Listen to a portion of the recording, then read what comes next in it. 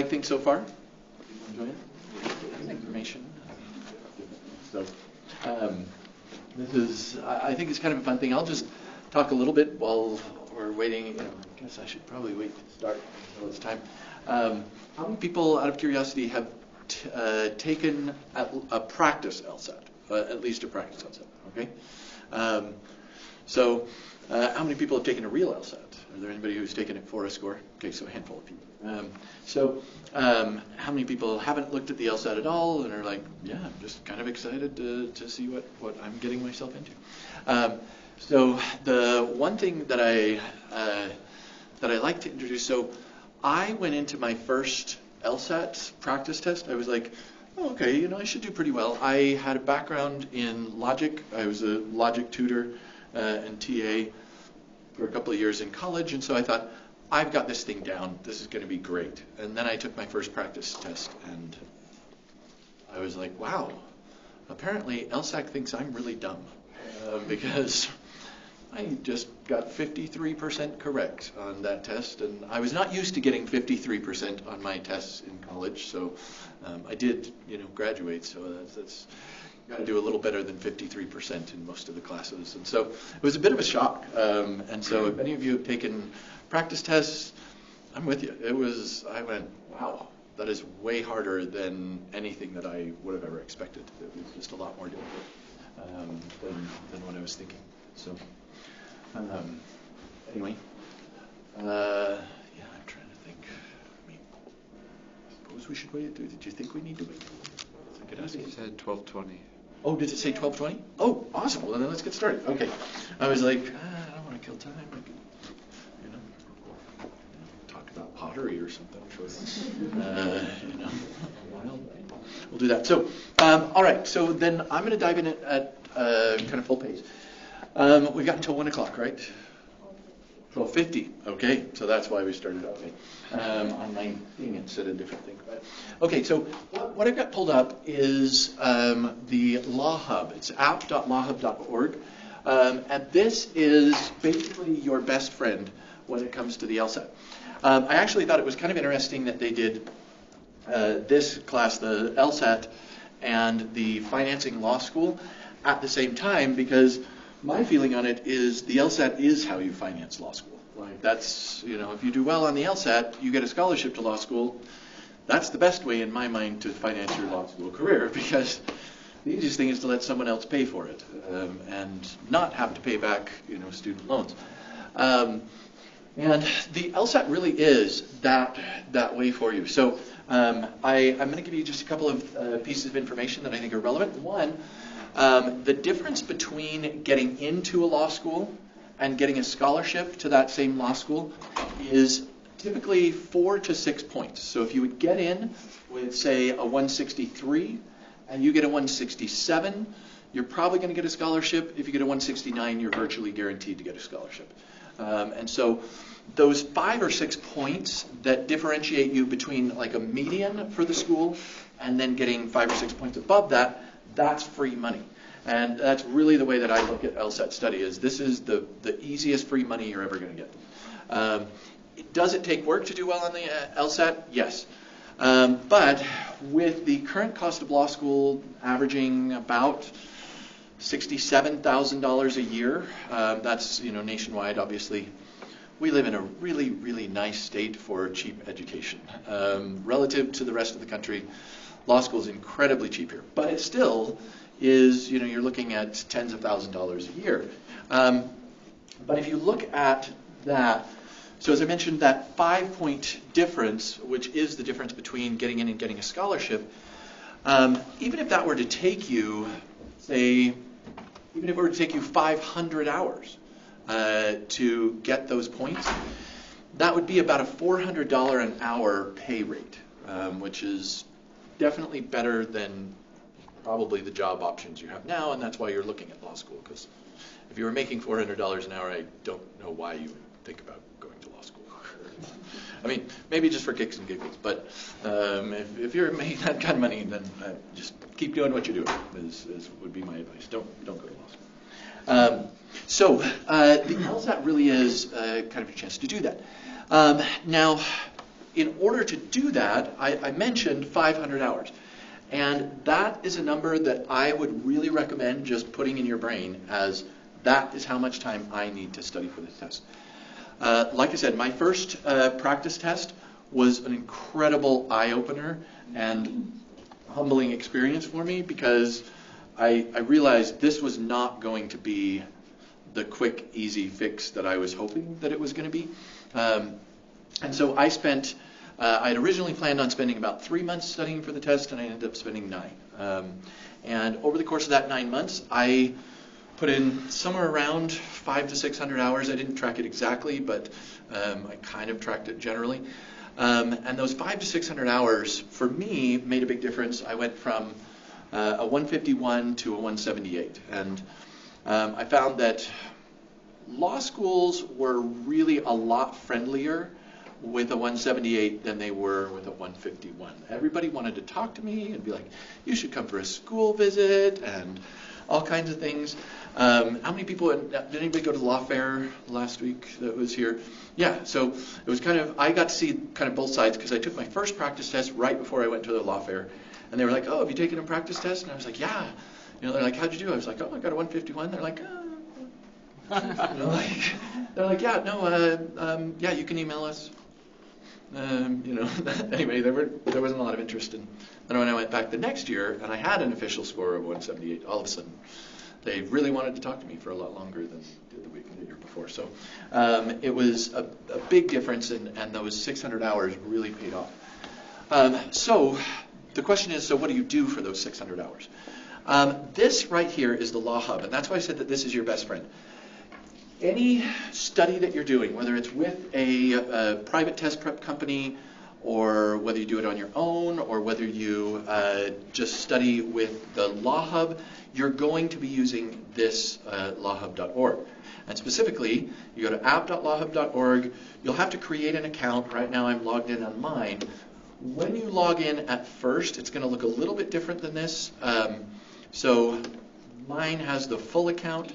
So these are all practice tests. These each have 100 different questions, and so there is a lot of material to get through. So if you're wondering what you're going to do for the next 500 hours, well, this is a lot of what you're going to do. Each of these is full-length practice test. Now there's a free version of the Law Hub that is, you know, anybody gets, and it has 4 of these tests in it. They say it has 5, but one is actually the same as another one, so I don't know why they call it 5. But anyway, so you have 4 of these tests, and those are things that you can just log in, create an account, access it. And in addition to that, the full version, which is what this is, I feel like that's the one indispensable tool. Like if you're doing any sort of reputable course, you will be using this. This is the tool for everybody. It not only does it have the official LSAT tests, it uses the exact same software that you're going to use in the real test, so it perfectly simulates your test experience. The timer looks the same, the interface looks the same, everything is identical, and that I feel like is kind of a critical piece. It is $120 for a year for the subscription for this. However, you can apply, and I would recommend applying for a fee waiver if you're in kind of a lower income level. Basically, if you get Pell Grants, you can probably get a fee waiver. And that fee waiver is worth it because it'll give you two tests, so you don't have to pay to take the test, as well as access to this Law Hub for a full year as well. And so there's a bunch. You actually end up getting about $700 or $800 worth of value for doing that. So if you think you might qualify, do it. Even if you're like, I don't think I qualify, the worst they could say is no, and you spent a little bit of time. So it's worth doing to apply for the exemption. So with these, like I said, these are all practice tests. So let me talk a little bit about what's on the LSAT. So for those of you who have taken it a little bit before, you already know this. The LSAT currently has a total of 2 different types of sections, but they're not equally balanced. You have 2/3 of the test are what is called logical reasoning, and I'm just going to pull up one of these for you, and you'll get to see this.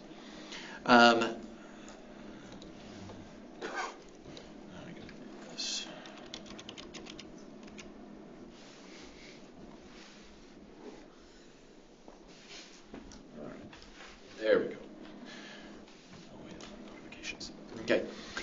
So when you take the test, there are 4 total sections that you're going to take. One of those doesn't count. So one of them is used to experiment new questions, but you don't know which one is experimental, so you just have to do your best on all of them. 3 of them will count. Now, of the ones that count, 2 of them will be what's called logical reasoning, and 1 of them will be reading comprehension. And so the first type we're going to talk about, it's section 2, but that's because section 1 is reading comp on this test. The order of those sections is randomized. You don't know what order you're going to get them in. You might get a reading section first. You might get a logical reasoning first. It just kind of depends. But for each section, you have 35 minutes. The one thing that I also would mention early, if you have some sort of condition or something that would require you to need a little more time, if you need accommodations for any sort of disability, there's a fairly broad range of things, and you can apply for accommodations, and one of the accommodations is additional time. If you think you might qualify for that, you want to start early applying for it. It is a little bit of a process. You have to fill out some paperwork, and you have to have a doctor fill out some things, but additional time is a pretty big deal. So if you do need it, definitely get it. It makes a big difference, but you'll start early. Otherwise, you're dealing with 35 minutes, and that's fairly quick. Those of you who have taken practice tests, how many people ran out of time before you ran out of questions? So I did. I was like, wow, I made it to about 60% of the questions on my first go, and I was like, well, there's negative 40% right off the top, and so it was. That was a bit of a big surprise, but. Logical reasoning, we're going to go to a different question because it hasn't been answered. So, let's actually, okay. So on the logical reasoning, what you've got are short passages, and by short I mean anywhere from about 3 to 10 lines of text. That is this stuff right over here on the left side of the page. And then you have a question about that. Each question has a passage associated with it. So it's not that you're going to read one passage and then have multiple questions. You have one passage of text and then one question about that. So you're going to be just consistently kind of popping through a pretty rapid succession of passages. Now these passages are going to have 2 different types of things that you can read. The first are passages that are going to have what are called arguments. And arguments aren't like fights, they're just evidence in favor of some sort of conclusion. That's what an argument is on the LSAT. And so there's a bunch of different question types they can ask. They can ask what's a flaw, what's an assumption, what's the conclusion, what would strengthen it, what would weaken it.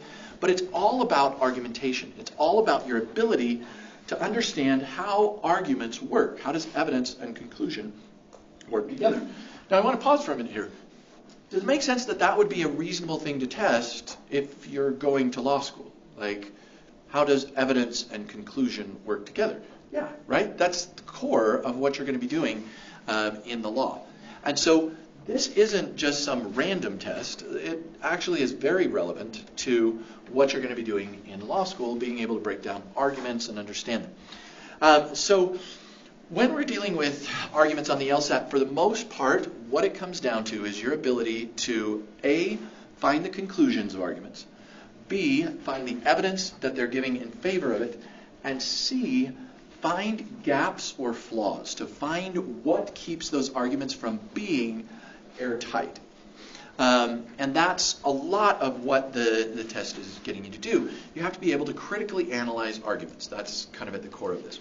So let's just take this question and we'll look at it together. It says, altogether the students in Ms. T's class collected more, and you'll notice that I just kind of said Ms. T.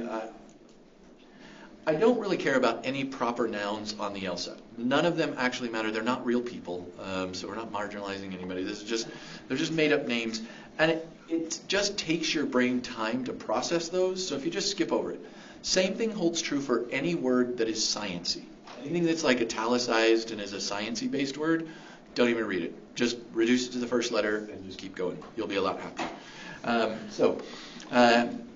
You don't actually have to know science to go to law school. We're like, yeah, we'll hire expert witnesses for that. So your job isn't to know science, unless you're going into patent law. Anybody going into patent law? Okay, then you obviously need to go and know science. So, but you probably like science, so it's probably you're probably like, no, that's why I'm going, is because I like science and I want to see all the cool stuff before it shows up. So, my friends who are patent attorneys, they just get giddy sometimes when they get some cool applications coming. Because I actually, one of my friends actually worked on the patent for Bluetooth when it first came out, and was like, I just saw the coolest patent. He's like, we worked on it. He's like, I can't say anything about it, but he's like, it's way cool. Turned out he was right. So, but anyway, patent attorneys get to see all the cool stuff before the rest of us get to see it. Anyway, so the students in this class collected more aluminum cans than did the students in any of the other school's other classes. Therefore, the Milton student who collected the most aluminum cans was in Ms. T's class. Okay? So, first off, what's our conclusion here? What do we have as our conclusion? Yeah, everything after the word therefore, and you knew that because of the word therefore, right? Therefore is a good indication that we're probably dealing with a conclusion.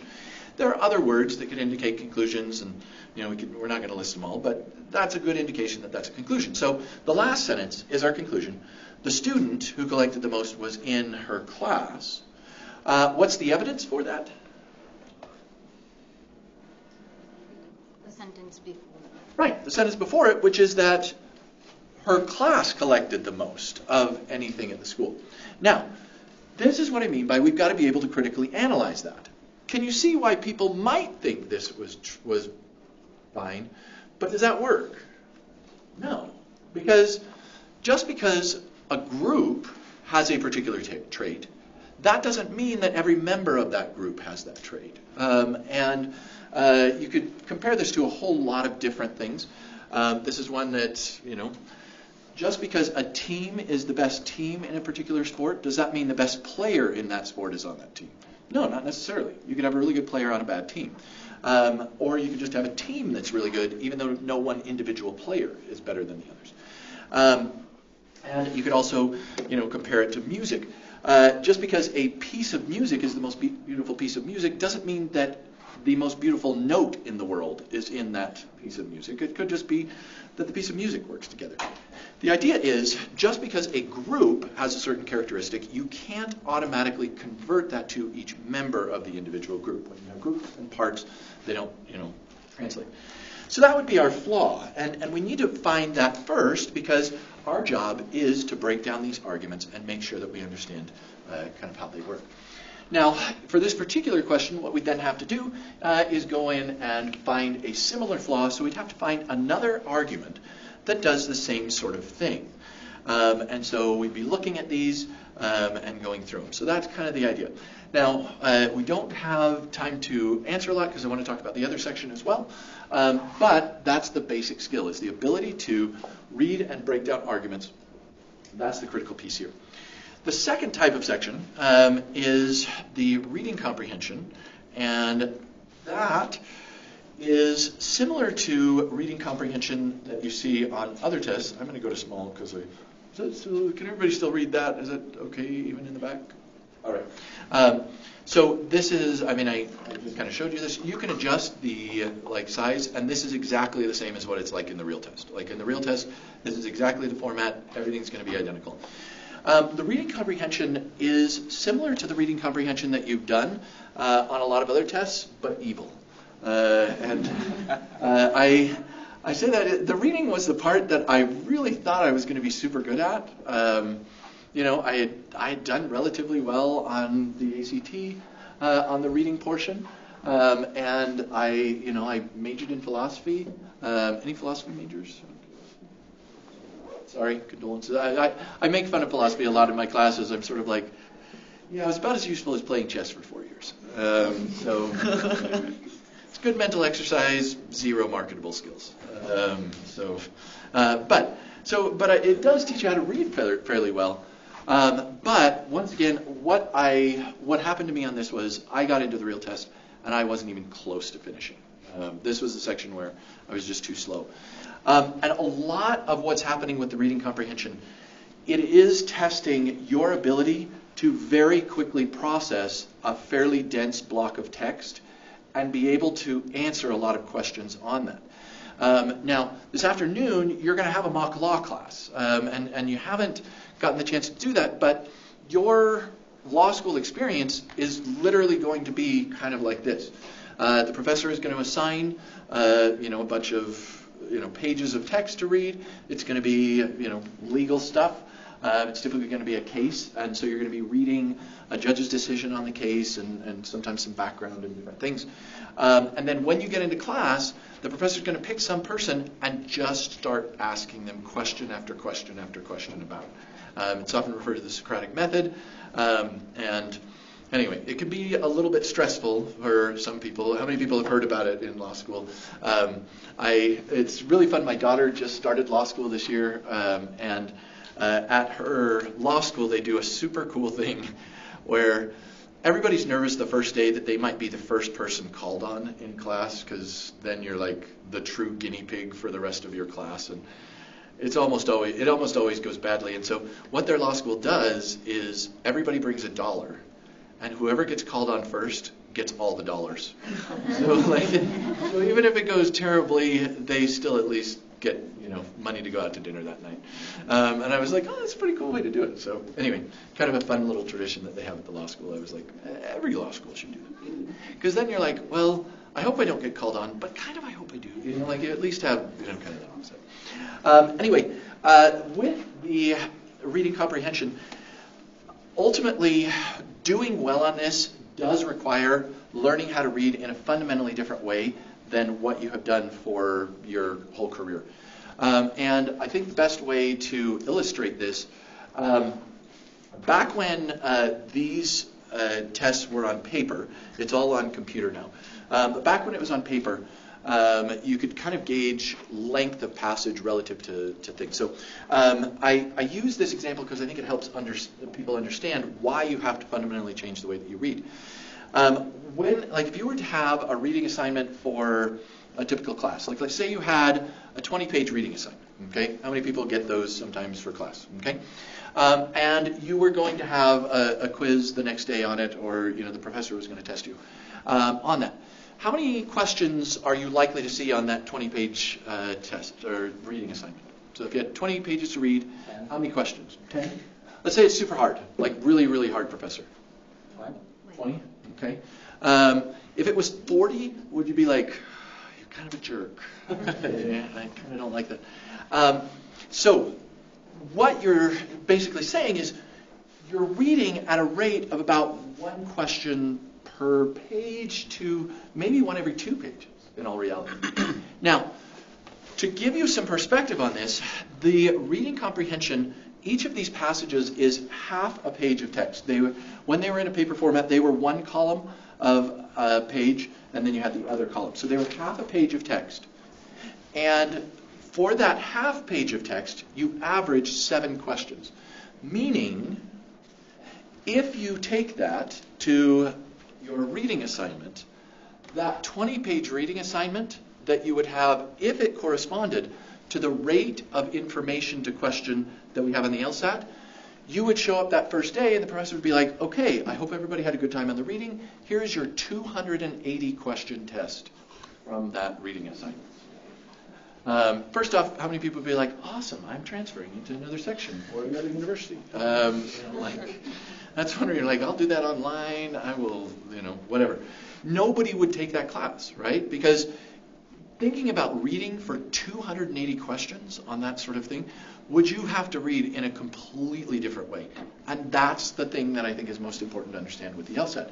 It's a different type of reading. What I had learned how to do in my undergrad did not prep me for this level of reading. And so as you prep for the LSAT, understand you have to learn to read in a fundamentally different way than what you've done up to this point.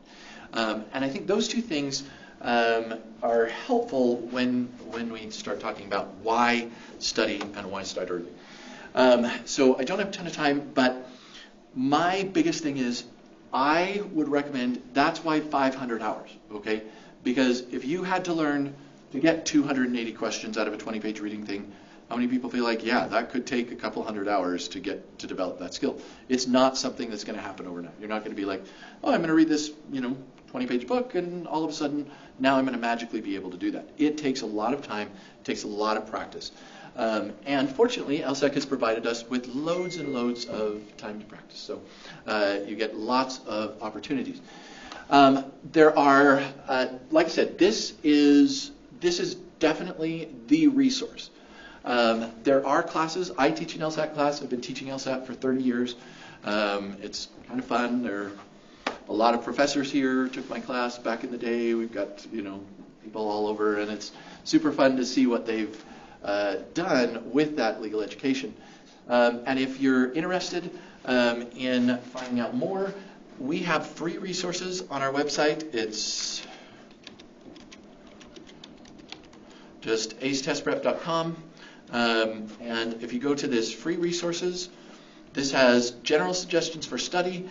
You can watch a full lecture where I walk through. It's a 3-hour lecture where you can kind of see what's on it.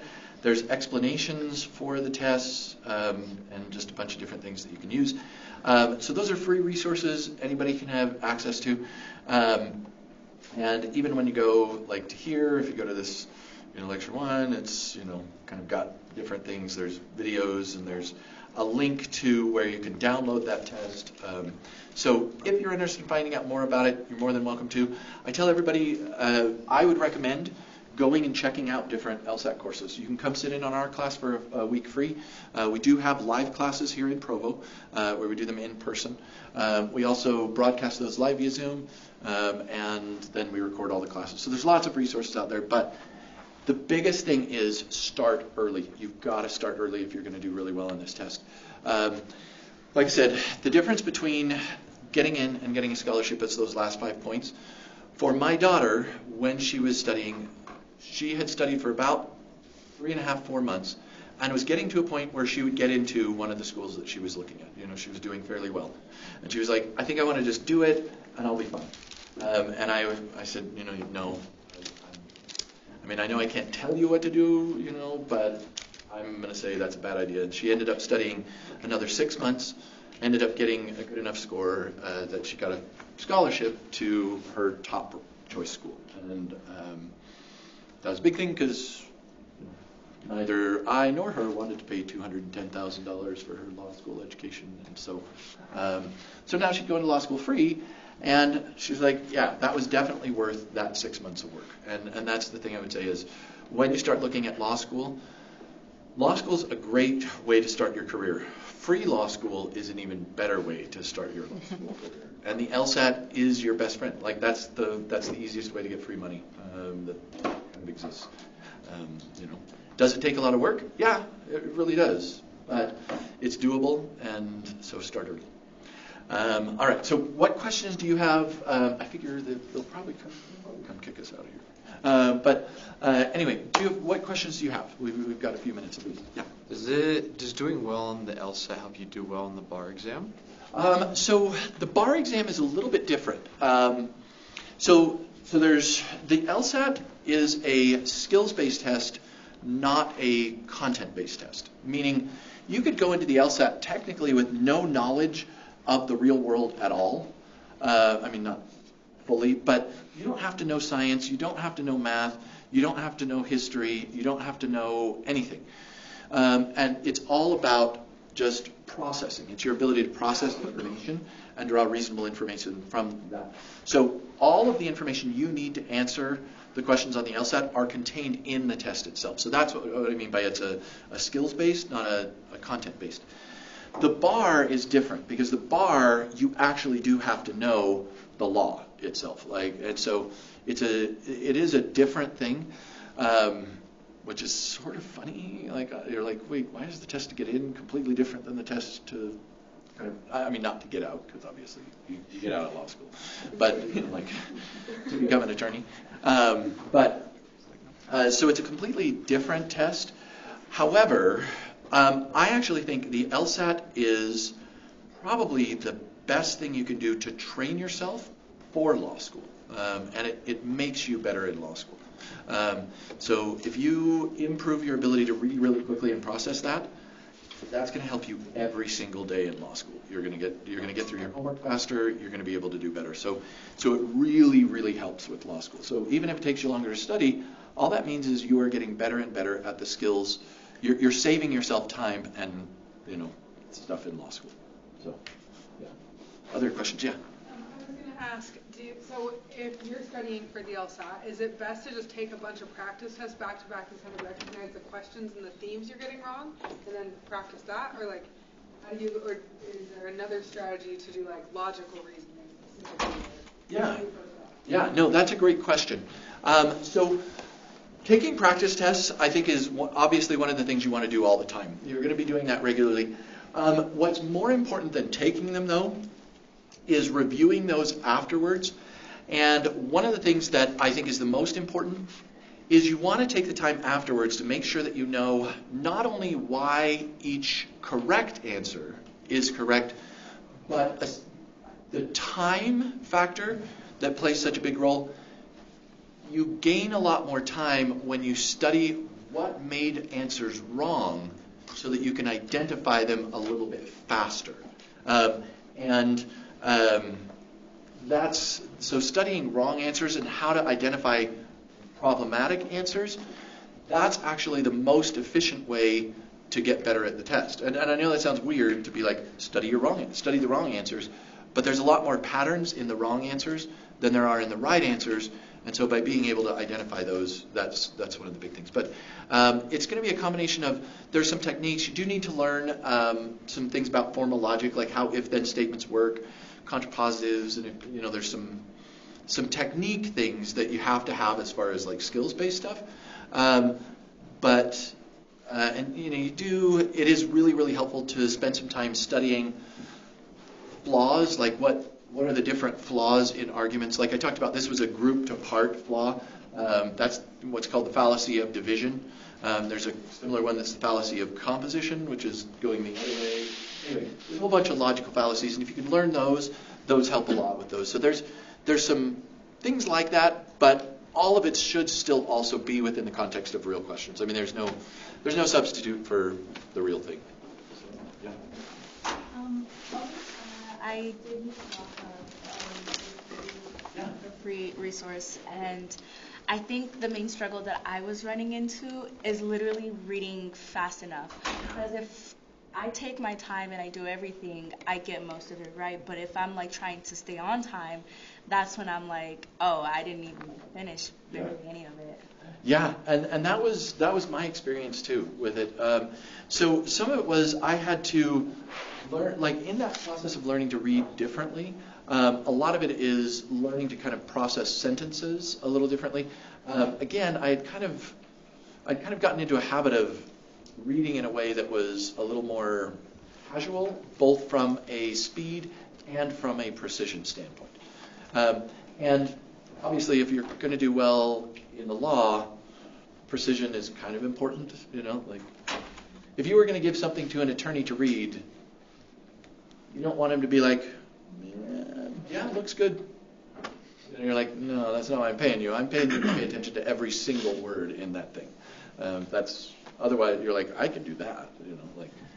So some of it is, I think kind of learning how to read differently is one of the core pieces. We spend a lot of time in class on that. Some different things about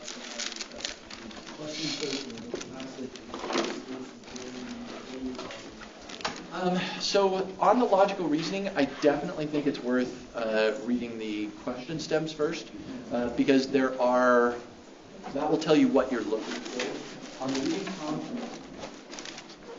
when it was on paper, it was easier because you could see all the questions on one page. On this, you have to click through. I think on the logic, absolutely, and I feel like that's almost maybe a litmus test for whether someone knows what they're doing. If they're like, no, don't read the questions first on the logical reasoning, I'm sort of like, you recognize there's different questions.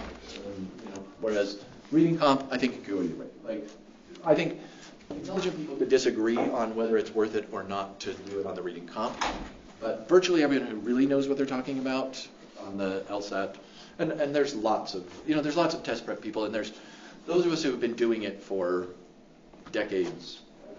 All of us agree that no, you read the question first. So.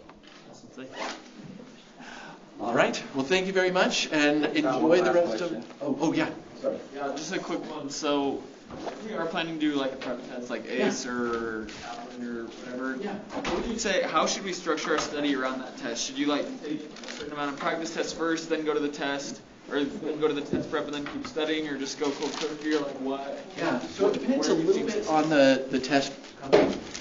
Some of them, sort of like Kaplan, like they'll give you buy like a 2-month class.